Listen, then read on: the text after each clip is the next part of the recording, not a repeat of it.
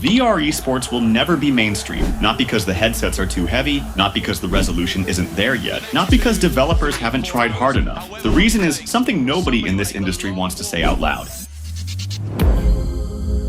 And by the end of this video, you'll understand why every single competitive VR game that has ever launched has quietly died. Let's get one thing straight first. This is not a VR has problems, but give it time video. I'm not here to be optimistic, I'm here to be accurate. The argument you always hear is technical, latency, motion sickness, hardware cost. People treat those like temporary bugs waiting to be patched. They're not the real problem. The real problem is structural. It's baked into what VR is, not what VR lacks. And fixing the hardware doesn't fix a structural problem. Here's what that actually means. But before we get there, there's something about competitive game design that almost no one talks about, and it makes everything else make sense. Start with the obvious, because it still matters. Input latency in VR isn't just a number on a spec sheet. In a flat competitive game, a fighting game, an FPS, a strategy title, input latency is measured in milliseconds, and players feel it. It shapes muscle memory. It becomes the foundation of mechanical skill. In VR, you're not pressing a button. You're physically moving your arm through space. The controller tracks that movement. The headset processes it. The game renders it. Every single step in that chain introduces delay. Even at 20 milliseconds, which is considered excellent, you're asking players to build competitive instincts around a system that is fundamentally imprecise. At the highest level of play, that imprecision becomes the difference between winning and losing. Then there's physical fatigue. Gorilla Tag players will tell you their arms are destroyed after 45 minutes. Echo VR veterans talked about shoulder strain like it was a badge of honor. That's fine for casual play, but elite competitive athletes train for consistency. You cannot be consistent when your body is breaking down mid-match, and the physical barrier, the space requirement, the setup, the fact that you need a clear room, means the player pool is already fragmented before a single ranked match is played. But here's the thing, every problem I just described, a determined developer could work around most of them. The next layer is where it starts to fall apart completely. Competitive games live and die on one word: fairness. Not actual fairness. Perceived fairness. Players need to believe the system is neutral, that if they lose, it's on them. VR breaks that contract immediately.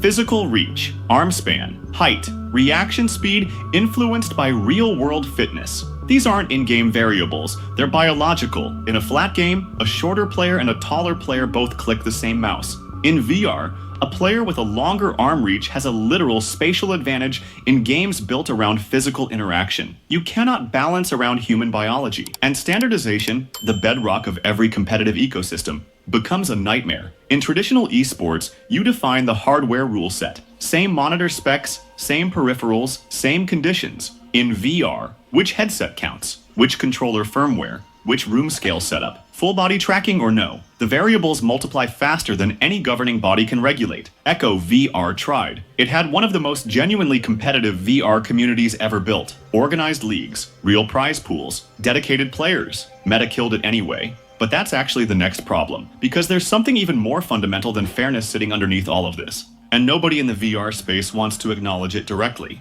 Esports don't survive on players. They survive on viewers. Think about what makes a competitive game watchable. Clear action, readable strategy, a camera that follows the conflict cleanly. League of Legends works as a spectator sport because you can look at the screen and understand what's happening within 10 seconds. Now put on a VR headset and try to film what you see. The spectator view is a floating camera in a space that was designed to be felt, not watched. The spatial awareness that makes VR movement feel incredible to the player looks disorienting and flat to the observer. You're watching someone's physical body flailing around in a room, while a first-person feed shows something completely disconnected from that. There is no clean broadcast solution. The production cost to make a VR match watchable, genuinely watchable, not technically possible watchable, is enormous. And the audience ceiling is low, because casual viewers have no frame of reference for what skill looks like in VR. Without viewership, there's no sponsorship. Without sponsorship, there's no prize pool. Without prize pool, the competitive ecosystem starves. Echo VR had all of those problems before Meta pulled the plug. Hyperdash never built a spectator culture. Contractors Showdown launched with ranked mode, and the competitive community peaked at a few hundred concurrent players. These aren't outliers, it's a pattern. And the reason for that pattern, the actual root cause, is something I've been building toward this entire video. VR is not a competitive medium, it's an immersive one. That's not a criticism, it's a design fact. When VR works, when it genuinely works, it's because you forgot you were holding controllers. You forgot there was a screen 2 inches from your eyes. You forgot you were standing in your living room. The technology disappeared and the experience took over. That state, presence, is the entire point of VR. It's what every headset manufacturer, every developer, every hardware engineer is chasing.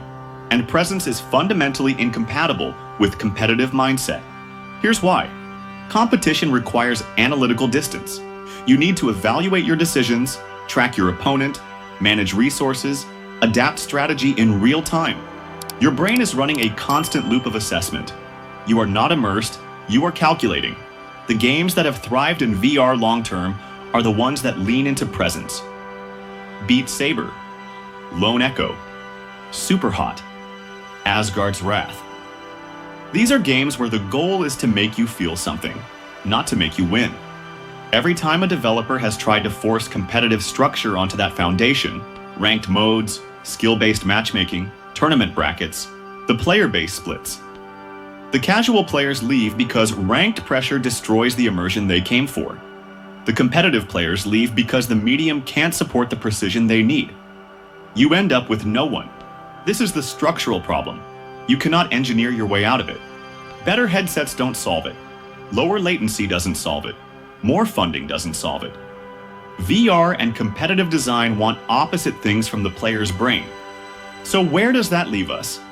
VR will keep growing. The technology will keep improving. There will be more games, more players, more investment. And competitive VR will keep getting announced, funded, hyped.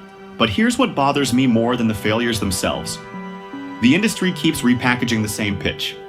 New studio, new engine, new trailer with a pro player saying this changes everything. The cycle restarts. The community shows up.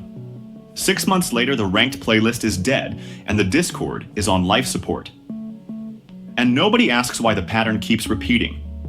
The answer isn't bad execution. The answer is a bad premise. VR was built to dissolve the boundary between you and the experience. That's the magic.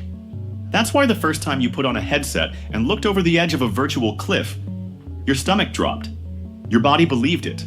That biological response, that presence, that's the entire value proposition. Competition doesn't want presence. Competition wants clarity, edge, control, the ability to grind mechanics until they're automatic, to replay the same scenario 10,000 times and get incrementally better. Those two things are not compatible. They never were.